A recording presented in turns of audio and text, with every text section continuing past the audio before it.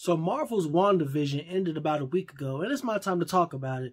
And in this review, I'm going to talk about whether it was good or whether it was bad and what I thought about in between. So, yeah, after the intro, we're going to get started. But spoiler alert, it was really freaking good. What's going on, everybody? It's your boy JB back with another episode of JB versus the World. And you already know why you're here to talk about WandaVision. But before I get into that, I want to remind you guys to cast the hex on that like button, subscribe if you haven't already, and hit the bell for notifications so you don't miss a video. Let's go. Alright, so you already know that WandaVision is the first Disney series under Disney Studios announced strictly for Disney+. It's the first of a couple of series that we're going to be getting like over the course of the next couple years. We get Falcon and the Winter Soldier next week, and I'll cross that bridge when we get to it. But WandaVision was the first, and I'm not gonna lie to you guys, like I normally do like the thumbs up, thumbs down thing. This is a thumbs up. I don't think it's 2 thumbs up. Like, if you're looking for that, then boom, there it is. There's your video. Have a good day. But seriously though, they did a really good job with this series from top to bottom.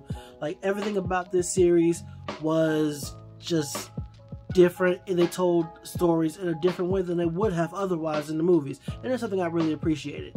Now, I already told you I think it's good, but I'm still going to go through the good, bad, or whatever, and with the plots, characters, and my personal enjoyment. So still going to ride with that in a second. Seconds pass, so I'm going to get into it right now. First off, I'm going to talk about Wanda. I thought Wanda was a really good character for this series. I like how before this point, how we thought we knew Wanda, or we knew Wanda on a surface level, but for this series, I'm gonna say episode, but this series, we got to know Wanda on a deeper level and get to know who she was before she became an Avenger and how she's been going through post-snap. And I feel like her character, like, because we knew that she experienced loss, especially between her parents and then her brother and then Vision, and we thought that maybe like Hawkeye might have been able to pull her back, but we see that in this series, she's by herself and she's pulling herself up and she's dealing with it the best way she knows how, and it comes up in this unexpected way with the hex happening. So shenanigans unfurled, but it's because, you know, ultimately Wanda's grieving and she's not trying to do this. You know what I'm saying? She's not trying to hurt people. And she's not a villain, she's not a bad person. She just has a power that she doesn't know how to control, and it lashed out in a way that affected people. But I'll get into more on her in a little bit, because there's a lot to unpack there.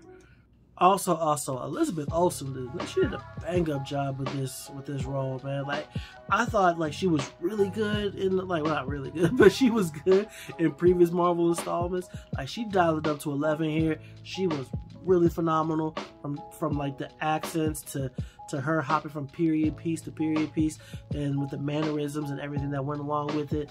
And I thought she was phenomenal. So shout out to her. So yay, go Elizabeth. And as usual, Paul Bettany as Vision was solid. He was a solid presence. Vision is he's a character that we've known and we've seen, but also didn't really have a lot to do. He kind of was nerfed in Infinity War before he got killed twice.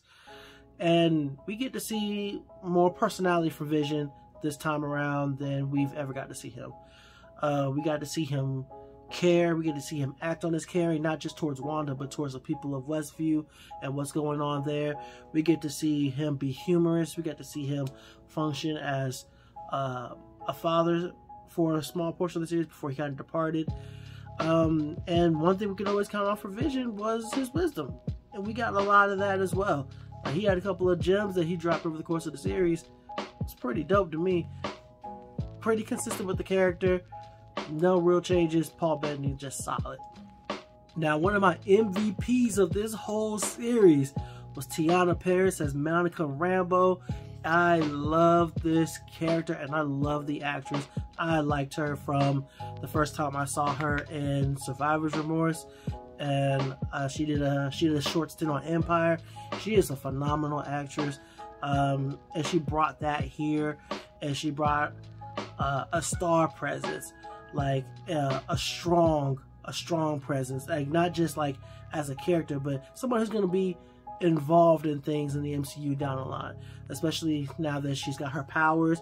And if you didn't know about her as a superhero, the character Monica Rambo, then hey, if you didn't know, now you know. She's one of the heaviest hitters in the Marvel universe, and hopefully they do her justice as she goes on to Captain Marvel 2. And I'm really looking forward to seeing what they do with her. She was a welcome presence to the MCU. She immediately fit in. She didn't seem out of place at all. I can't sing the praises of Tiana Paris or Monica Rambo enough. Like, she was dope, and I hope we get more characters like that, especially dope black characters down the line, because they're out there, and Monica is a very important one, but there are still many more to come. Like, can I get a Brother Voodoo or something like that down the line? Like, Marvel, please. I can't wait for Blade. Finally, I want to spotlight Katherine Heigl, who played Agnes, aka Agatha Harkness, and she was great. She was phenomenal, and I called it from the jump. So I'm sure a lot of people on the internet did the same thing, but I called it that she was Agatha Harkness from Jump Street. You can ask my friend Aaron. I texted him and I told him day one, that's Agatha Harkness. But she was phenomenal. She did great as the nosy neighbor, and the way she weaved and connived her way around town, and just the way she carried herself. It was like you knew from the moment you saw her that she was going to be a big deal. And she was. Like, she was a I wouldn't say the main villain, but she was a villain, and she's one of the best villains that we've gotten from Marvel in a while, because Marvel doesn't really produce great villains. They don't.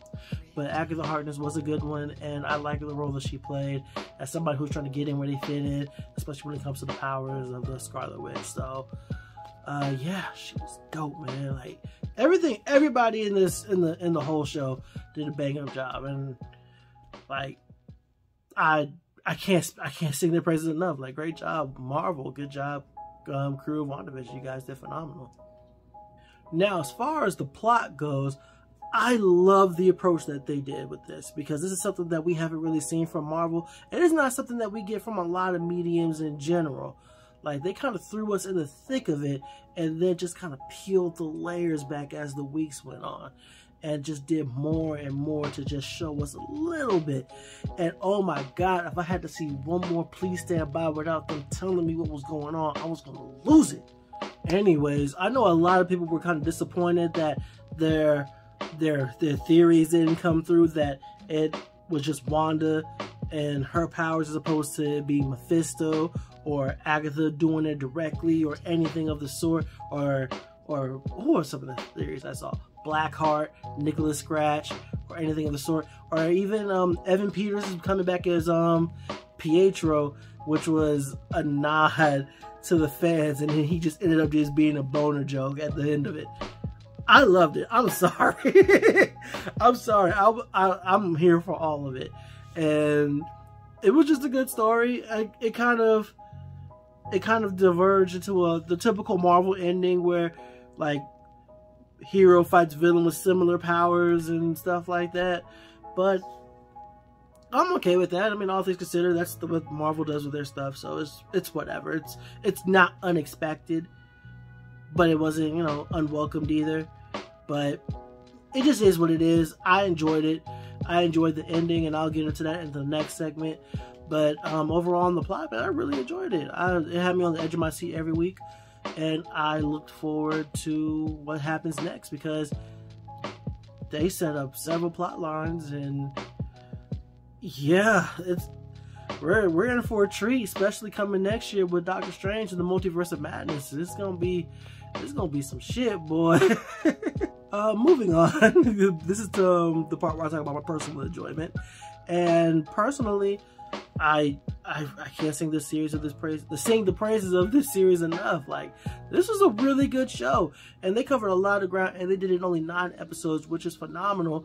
And they set groundwork for more stuff happening later on, and I thought it was great. Like, I love personally how the main villain of the series, it wasn't General Dickhead, or it wasn't Agatha. It was the main villain of the series is grief and depression and loneliness, and that's something that I know I could personally relate to, and I know that's something that a lot of people can relate to as well. Wanda didn't do this on purpose. She created a whole hex with the whole town under her control, and she did it solely by accident. She didn't mean to do it. It was just her powers lashing out at her grief. She's gone through a lot. She lost the love of her life twice. She lost her family. She lost her brother over the course of these few years. And every time she's lost somebody, she's always had somebody to pull her in from the brink, and nobody was there to save her. And her powers did what they did. And whether we want to talk about it or not, or want to believe it or not, based on the ending of the series, the bad guy won. She's still grieving. She's still going through it. She's still hurting. And she lost a family this time. She created a whole family, and she lost her whole family.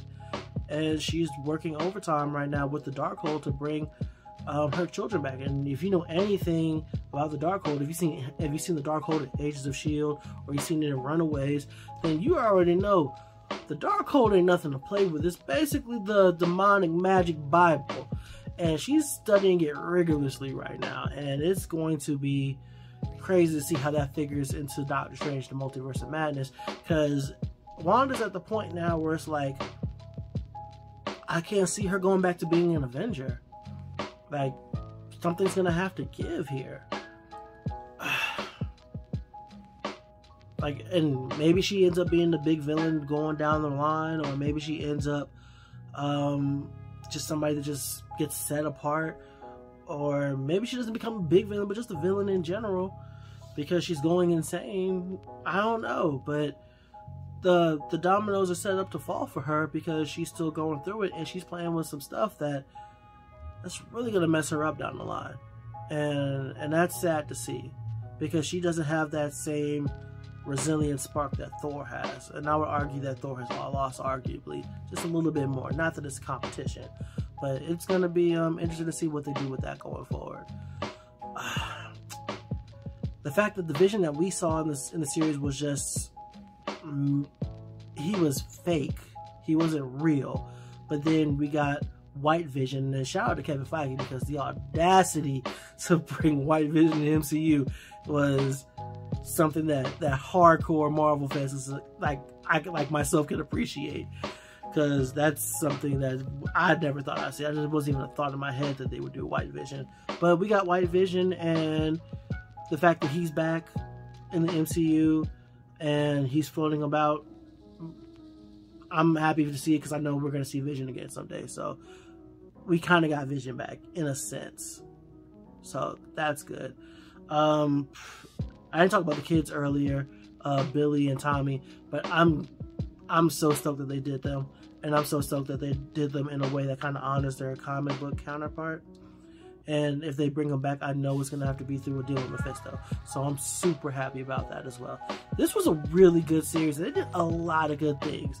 Like, oh man, I know a lot of people are kind of mixed on it, or I know some people are kind of down on it, but I love this series. That's really all I can say about it. I could go on and on about it. I plan on doing a breakdown of it, like on the podcast one of these days, pretty soon, with a buddy of mine who's eagerly volunteered to do this. But yeah, I'm super excited to see what this is, and I'm super pumped about like what they brought to us. And Marvel does not miss, and Kevin Feige we absolutely trust. So good job, guys, and thank you, Marvel, for the great work that you do. And I look forward to Falcon and Winter Soldier coming up this week. But that's absolutely it for right now. If you made it to this point in the video, I thank you so much for making it with me to this point. You have no idea how much it means to me that you've made it to this point. And I got one more review. I promised you guys 3 reviews this week. So coming up before the end of the weekend, Raya and the Last Dragon. If you haven't already, like the video, hit the bell for notifications, subscribe if you haven't already. I really appreciate you guys for hanging in here with me, and I will absolutely see you guys in the next one. Take care of yourselves and each other. Trust that process, and I will absolutely see you guys in the next one. JB out.